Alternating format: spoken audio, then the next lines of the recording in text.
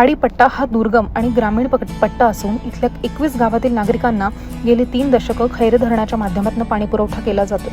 पण इथल्या नागरिकांकडून खैरे धरणाचं हे पाणी मोफत मिळालं पाहिजे ह्यासाठी प्रयत्न करणार असून पाणीपट्टी माफ करण्यासाठी माझे प्रयत्न असतील असं कॅबिनेट मंत्री नामदार भरत गोगावले यांनी खाडीपट्ट्यातील खैरेमधल्या जलशुद्धीकरण केंद्राच्या लोकार्पण सोहळ्याच्या वेळी खाडीपट्टा वासियांसमोर बोलताना आश्वासन दिले। खैरेमधील जलशुद्धीकरण केंद्राचं लोकार्पण नामदार भरत गोगावले यांच्या हस्ते झालं। त्यानंतर त्यांनी स्वतः तिथलं पाणी प्राशन केलं। यावेळी रोहनमध्ये एका छोटेखानी सभेचं आयोजन करण्यात आलेलं होतं।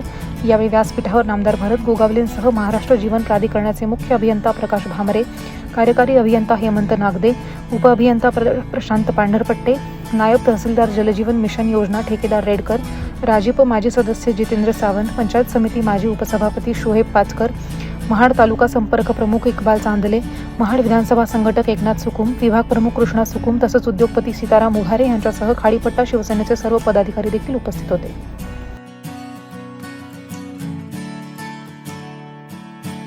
दिलेली आहे की 29 कोटीची नळ पाणी पुरवठा योजना पूर्णत्वाकडे किती काम बाकी आहे?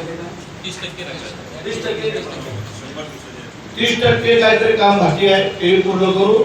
आपले कोल्हापूरचे ठेकेदार एक चांगले व्यक्तिमत्व आहे, काम करत आहे, ज्यांचे मगाशी ऋतू शेट्टी नावं घेतलेली आहेत, ज्यांच्याकडे काम पाण्याची जबाबदारी दिली होती प्रादेशिक योजनेच्या माध्यमातून जिल्हा परिषदेला, तर त्यांचं जय महाराष्ट्र करायचं ठरले ना, त्यांचं 100% जय महाराष्ट्र करूया।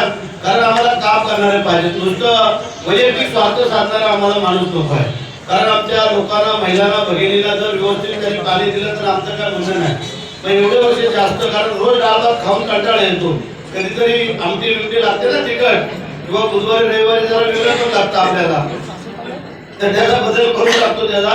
आणि जे अधिकारी आज काय कारण सुद्धा योग्य कारण असेल तर ठीक आहे, परंतु जर चीफ इंजिनियर येऊ शकतात, एक्झिक्युटिव्ह येऊ शकतात आणि तुम्ही डीई जर येऊ शकत नसाल तर मग तुमचा विचार आम्हाला तर कळवलं होतं का नाही व्यवस्थित? त्या अडचण कोणी सांगितली होती का?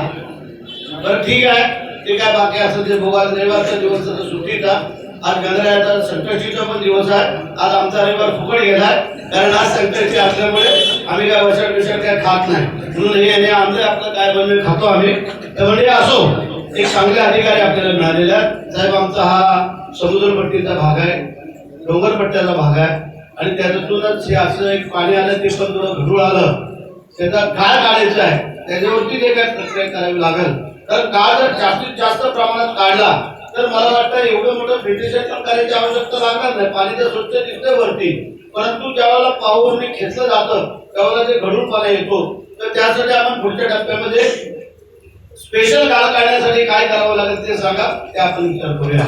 तर म्हणजे ही योजना परिपूर्ण करून देण्याची जबाबदारी घेतो। त्याचबरोबर काही गावांना मला वाटतं पाणीपट्टीची माफ आहे, आणि जे काही गाव आहे त्याला पण 90% एमआयडीसी बनावी, मागणी राहिली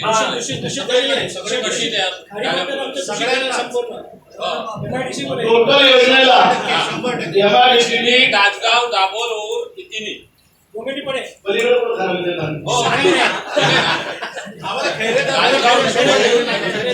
एक मीटिंग घेतो तुमची उद्योग मंत्र्यांच्या सोबत, त्यांचे अधिकारी, इथले अधिकारी साहेब येतील, आणि हे सगळं आपण त्यांना इतिवृत्त कळवू।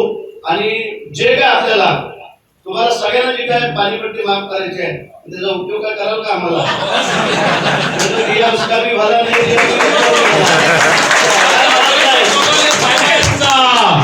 आम्ही एकच विनंती आहे, आम्ही काम करतोय ते बोलतोय, आम्ही